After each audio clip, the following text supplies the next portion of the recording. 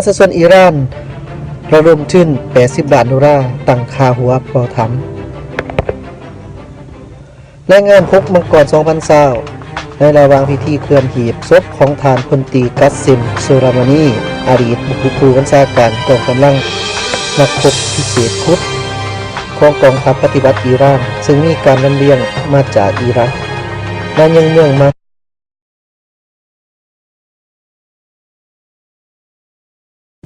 ประชาชนอิหร่านระดมทุน80 ล้านดอลลาร์ตั้งค่าหัวปอถำรายงาน6มังกร2020ในระหว่างพิธีเคลื่อนหีบศพของทานพลตรีกัสซิม ซูรามานีอดีตผู้บัญชาการกองกำลังนักรบพิเศษคุดของกองทัพปฏิบัติอิหร่านซึ่งมีการลำเลียงมาจากอิรักมายังเมืองมัสฮัดในภาคเหนือของอิหร่านเมื่อวันอาทิตย์ที่5 มังกรที่ผ่านมาและมีการถ่ายทอดสดผ่านสถานีโทรทัศน์แห่งชาติหนึ่งในผู้บัญชาการกล่าวว่าอิหร่าน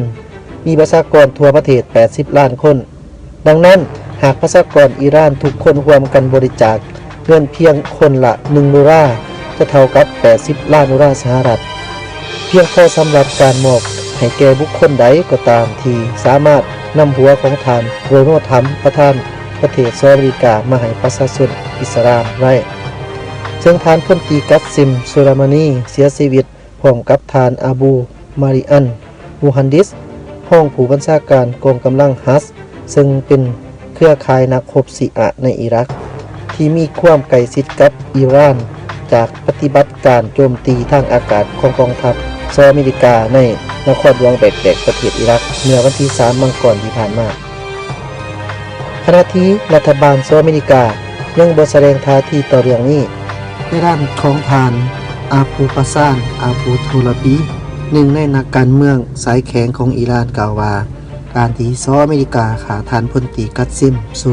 ไลมานีคือการประกาศสงครามและวิจารณ์ฝ่ายที่ต้องการให้รัฐบาลอิหร่านอดทนอดกลั้นว่าจะให้อิหร่านสู้ดอกไม้ไปแทนบ่